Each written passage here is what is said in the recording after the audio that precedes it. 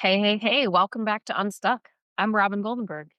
So, if you're a business owner trying to grow without losing your mind, your margin, or your momentum, this show is for you. I made this for you. In the last episode, we zoomed out and looked at strategy across all six core functions of the business, what we call the six sisters: sales, marketing, finance, operations, HR, and leadership.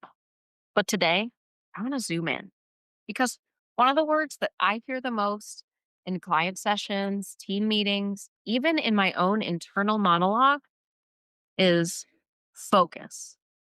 I hear things like, I just need to focus. We're trying to focus more. We've been all over the place. It's time to focus. I say it to myself a lot. Okay, Robin, focus. But here's the thing, most business owners don't actually know what focus means or what it looks like in practice. So that's what we're going to break down today. Not in theory, not on the vision board, but in real, operational, tactical terms. So let's talk about the myth of focus and start here. Focus isn't about doing less, it's about doing fewer things better, faster, and deeper. Focus isn't about just turning off your notifications, although that might help. It's not just batching your calendar or doing time blocking or Pomodoro technique or whatever the latest productivity app is promising you. Focus at the business level means making clear and committed decisions and choices about your business and about what you're doing.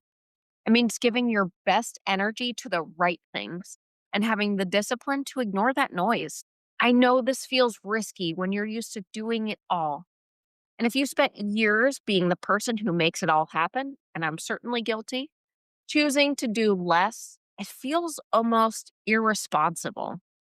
But here's what I know from experience, from my own businesses, and from clients is that without focus, growth stalls, margin shrink, your team burns out, and the business gets heavier every month.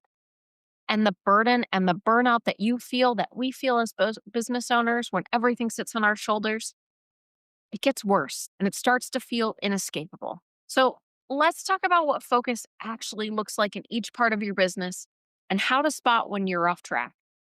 So when we talk about your offers, when we're focused, it looks like we've got one to two core offers. You're not reinventing them every 3 months. You say no to custom work that breaks your model. And if your sales calls feel scattered or every proposal feels like you're writing it fresh, that's how you spot if you're off track. You don't have focused offers. When we jump into marketing, focus looks like showing up consistently in one to two channels. You know what your messaging is, and you're repurposing existing content, things you've already come up with, not reinventing content every time. Marketing doesn't need to be everywhere, but it does need to be clear. And then in sales, when we're focused in sales, you know who you're selling to. You know what problems you're solving, and you qualify leads fast and you disqualify them just as fast. Scattered sales means scattered clients, which means scattered delivery. In operations, focus means that you have documented processes that actually get used.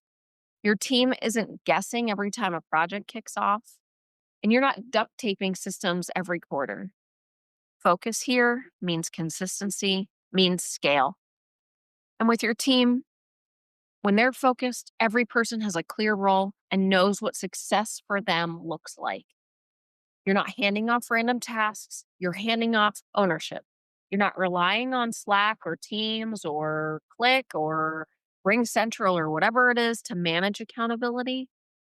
And team clarity is one of the highest leverage moves you can make. And we'll definitely discuss that in a later episode. And then for you as the owner, focus means that you know what only you can do. You're not checking 17 different platforms every day, and you're protecting your energy and decision making capability. I need to be clear here that focus isn't just about doing less. It's about clearing space for the work that actually builds the business. Because at the end of the day, everyone's time is money, but you are your most expensive employee. So you should spend your time doing things that you are best at that move your business forward. So let's talk about why focus feels hard. Let's be honest. Focus conceptually is simple, but it's not easy. It forces us to let go of maybes, to choose one path instead of hedging our bets on three different paths, to commit to something long enough to see results, even if they're not instant. But it also makes you confront your ego because saying, we're going all in on this means owning it, even if it doesn't work. And if you've been the person holding everything together for years, letting go of variety, speed, and control, it feels like a threat, not a solution. But I want to reframe that. Focus isn't about shrinking your business, it is about sharpening it. You don't lose flexibility, you're gaining clarity. You don't lose your options, you're gaining traction. So I'm going to challenge you for the week. I want you to look across those 6 areas: offers, marketing, sales, operations, the team, and yourself. Where are you trying to do too much? Where are you dabbling instead of committing? Alternatively, where are you committing where you shouldn't be? And what's the one place that if you focused it would unlock your momentum? Start there. Next week, I'm showing you how to turn that focus into a real plan, not a 40-page document, but a quarterly strategy that actually gets used, stays visible, and drives execution without overcomplicating everything. So if this episode helped you get clear, share it. And if you haven't already, I would love if you would subscribe so you don't miss out on what's coming next. My name is Robin Goldenberg over here at Strategy Leaders. Let's keep building a business that works, not one that just stays busy to be busy. Let's get unstuck, and I'll see you next week.